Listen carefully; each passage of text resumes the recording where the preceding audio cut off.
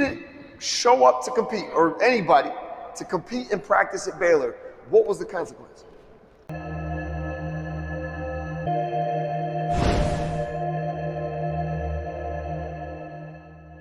You need to take the mentality from this morning. That whole, if someone's in front of me, I'm gonna take what I want from them, I'm gonna go by them, and I'm not taking no for an answer, that has to evolve. That cannot be forgotten. Part of the problem is this: we're not competitive enough. We're playing, but guys, there's a difference between playing and competing, and if you don't understand what that is now, I highly encourage you to figure that out as fast as you can. As fast as you can. Freshman at East Central, right? As good of a player and as athletic as you are, and what team are you on at East Central? You're on the freshman team. Some other schools, you might be on JV, maybe varsity, right? It's that competitive over there, isn't it? You guys just as athletic, just as tall, just as skilled, or maybe even more. Do you understand that? So coaches, they want to know who's going to compete. And the higher the levels, you better compete because their job is on the line. Now, if you're playing CYO right now, that coach is going to be with you the whole season. They signed up just like you signed up. Does that make sense? Yes. Middle school, their job might not really be on the line if they lose. But at the same time, if they don't really evolve the program, they might make some decisions. High school for sure. College, you might get fired halfway through the season if your team's not competing well. So, if the people they're relying on to win so that they keep their job is you, do you think they're going to pick the competitive people or the non-competitive people? Competitive people. Common sense. Thing is, even as I look in the crowd now, some of y'all look bored by this. Some of y'all are like, nah, that's whatever. I'm telling you it's true. How competitive is that Baylor? Extremely competitive. Pro, all conference, all American. And if y'all didn't show up to compete and practice at Baylor, come up. If you didn't show up to compete, or anybody, to compete and practice at Baylor, what was the consequence? You don't play. That's it.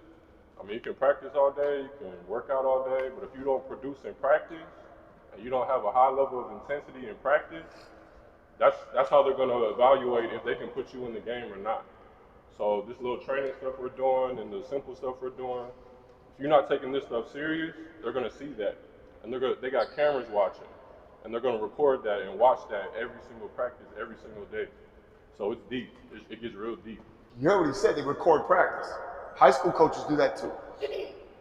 So now, when you thought you were getting away with it over here because coach was paying attention over there, they're going to see you on film right after practice. You can't get away with not being competitive. I'm sorry. Okay? And young ones that are still learning the game. Okay, maybe not as much, but you might as well build that habit now. How is a habit built?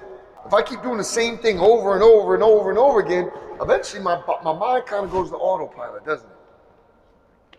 And that's all I know. Okay, so think about this. Y'all want to level up in these ranks, right?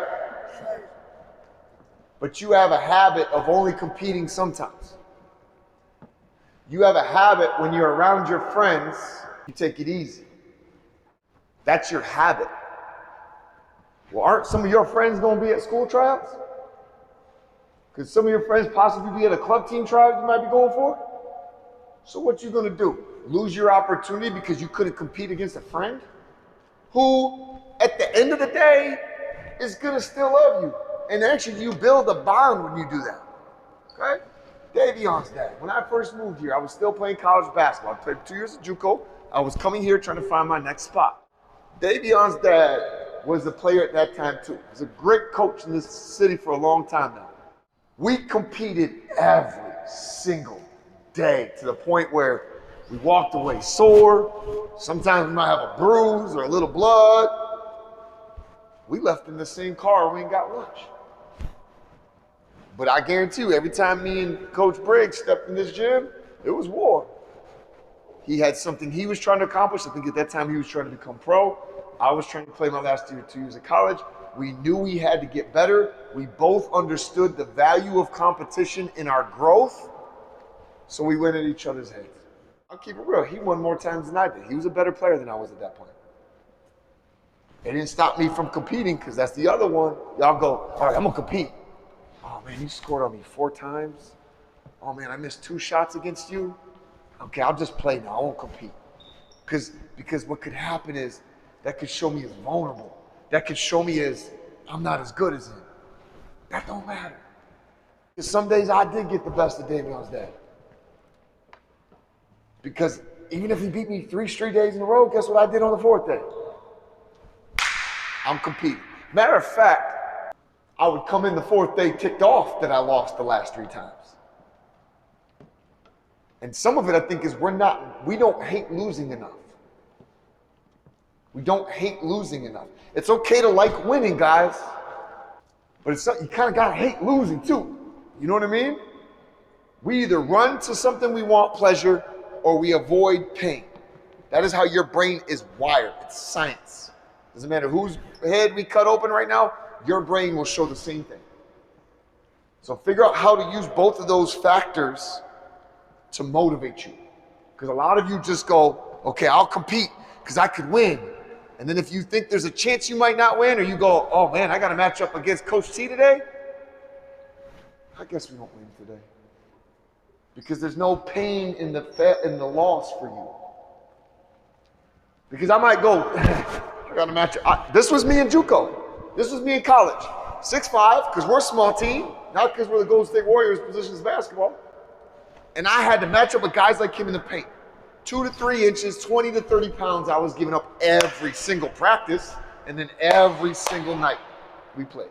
Same thing. I went, man, here comes a long night again tonight. But I hated losing. So he was going to get the best fight of me. And then here's where it comes. Here, look, this is why you're here. I started figuring something out. I said, they're stronger than me, but they can't run as well as I do. They're heavier, they're slower. In my training, I started becoming the best conditioned player I could be. I was probably the best conditioned on my team. I was not the best player, I was the best conditioned. And now, I started giving him problems. Because now I can compete with my endurance. He's going to beat me up the first half. If I can weather this, cool. But every time this ball's gone, catch me if you can. I'm running. And when we're on defense, I'm here waiting on you. It gave me an advantage. I had to find a way to compete. Yes, some of you are not going to be tall in life. I'm sorry. God designed, maybe a little parent DNA, it is what it is. I'll tell you this, whether you're 1 inch tall or you're 10 feet tall, if you're going to play basketball, you better figure out how to compete. Not when you feel like it, not when you have energy, not when you're not sore, not when it's your friend in front of you. Compete. No one should take that personally. They should enjoy it and compete back, because competitors like to compete with other competitors. You guys ever had to play someone who just didn't understand your competition level? It's kind of frustrating, isn't it? So why don't you be the standard of the highest level of competitive person you can be and make everybody rise to you? Because that's how you'll get better. You understand that? I guarantee you he never would have even made it to Baylor, even at his height and size, if he didn't understand that concept. I guarantee it. And I knew him in high school. And he had that energy in high school. I'm not surprised he went to Baylor. There's a bunch of dudes his height, athleticism, who didn't even make college. And there's also a bunch of dudes like him who are super competitive. So if you're already at a disadvantage, size, strength, athleticism, and you can't even compete to their level, that might be where your career stops. I'm not trying to scare you, but like, this is real. This is real life.